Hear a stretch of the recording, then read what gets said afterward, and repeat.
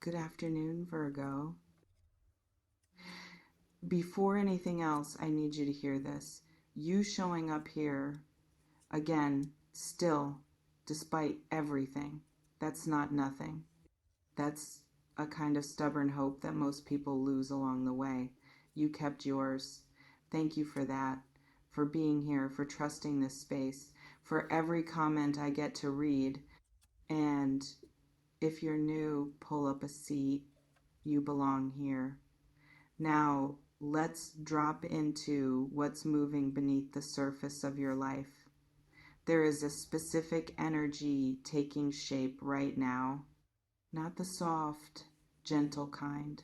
The kind that makes your pulse flicker. The kind that feels like someone has been standing at the edge of a diving board for months, looking down at the water, stepping back, stepping forward, stepping back again. And now their weight is shifting forward. Not because they finally got brave, because the fear of not jumping finally got bigger than the fear of jumping. This is about a particular person, the one who kept their distance when you wanted them close, the one who gave you glimpses of something real, then pulled back, the one who had every reason to step forward and somehow always found a reason to stay put. You stopped waiting for them. That's important. You didn't announce it. You didn't make a scene. You just moved on. Quietly. Completely. And you're moving on. It changed the equation. Because now the thing they were holding back from is no longer available in the same way. And nothing makes a person want something like the feeling that they might have lost their chance. Let's be clear about what's happening here. This is not a prediction, this is a pattern. A pattern as old as human hearts. People don't value what's always there. They value what they have to reach for, what they might not get, what they let slip through their fingers and now have to chase. You became that, not because you played games, because you finally chose yourself, and your choice sent a ripple through the space between you that they are still feeling, even if they don't understand it. Here's what they're experiencing on their side: a restlessness, a sense that something is off, a nagging feeling that they left something unfinished, something important, something they can't name but can't stop thinking about. They're going through their days, doing their routines, but there's a background hum, a low-grade static, and every time they try to ignore it, it gets louder. That's you. Not you trying to get their attention, you living your life, your absence, your silence, your refusal to stay stuck in the waiting room. That's the frequency they're picking up. They held back before. Maybe they were scared. Maybe they were confused. Maybe they were waiting for a sign that you were the right choice, not realizing that the sign was always there and they just weren't ready to read it. Whatever the reason, the holding back had a cost for you, obviously, but also for them. They lost access to something real, something warm, something that made them feel seen. And now, in the quiet moments when the distractions fall away, they feel that loss. Not as a sharp pain, as a dull ache, the kind that doesn't scream but also doesn't leave. Now, something is shifting. The fear that kept them frozen is losing its grip. Not because they suddenly got courageous, because the regret of not acting is becoming heavier than the risk of acting. That's how it works. People don't change because they want to. They change because the cost of staying the same becomes unbearable. And for this person, the cost is rising. Every day they don't reach out, the weight gets heavier. And eventually, weight breaks things. In this case, it's breaking their silence. Let me describe what the pursuit might look like. Not to predict, to paint a picture of the energy. It won't be dramatic. Don't expect grand gestures or declarations under streetlights. That's not their style. Their pursuit will be tentative at first, a message that seems casual but isn't, a question that doesn't need asking, an excuse to make contact. They're testing the waters, seeing if the door is still open, even a crack. And when they find that it is, or when they find that it's not, but they want it to be, their courage will build.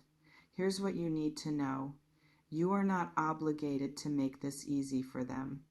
The chase is theirs to run, not yours to manage. You don't need to soften your edges to accommodate their fear. You don't need to respond quickly just because they finally reached out. You don't need to pretend the past didn't happen.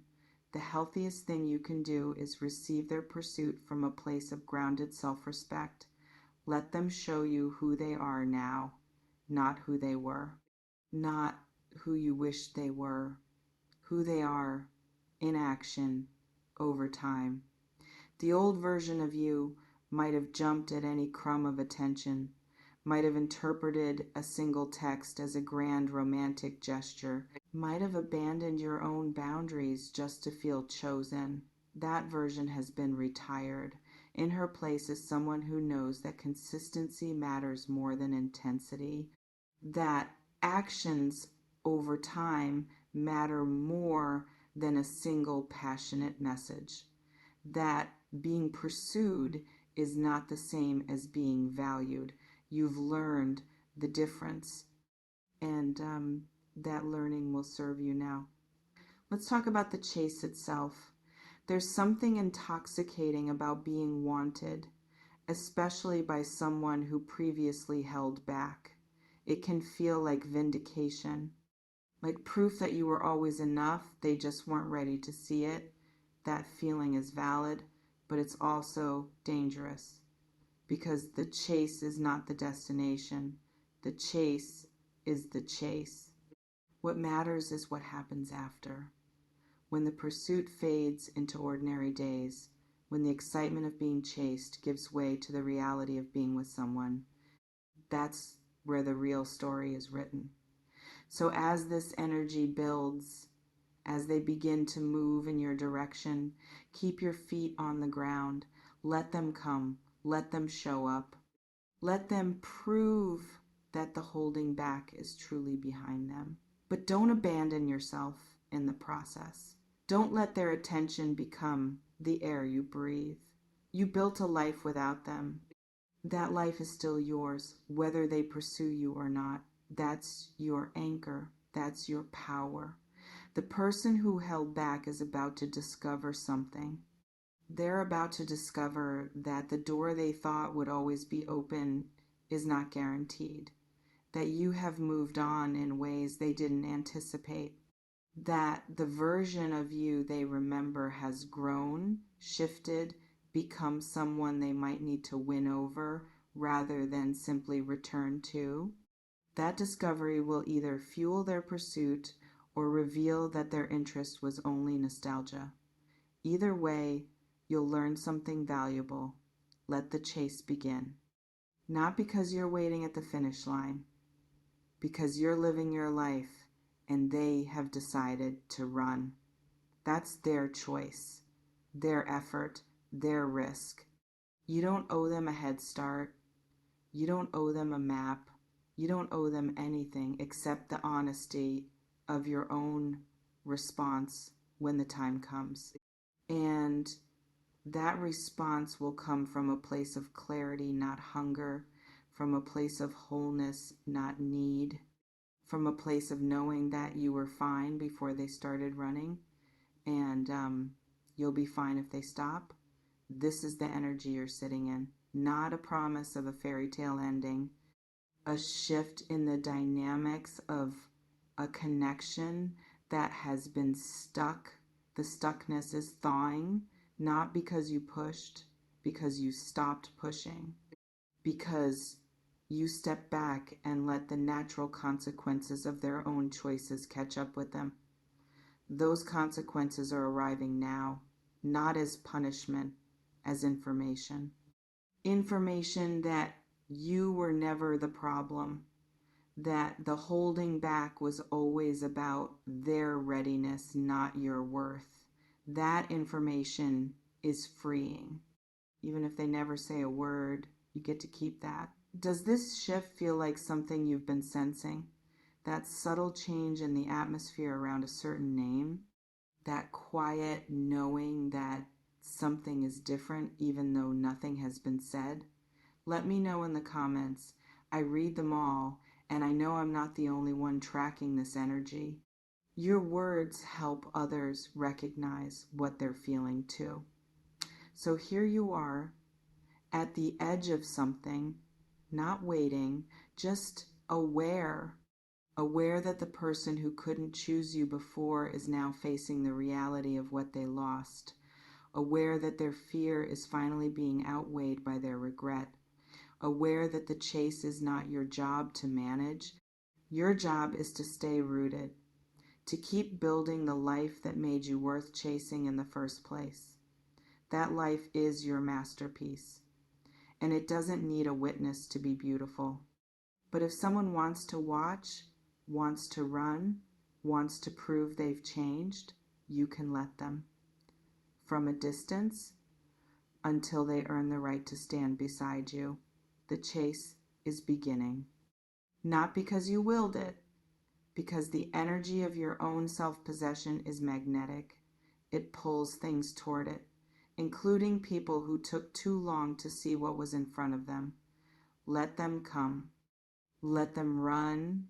Let them show you who they are now, and trust yourself to know what to do with what you see. I don't sell futures. I build architects. No predictions, just the raw truth for the tough ones.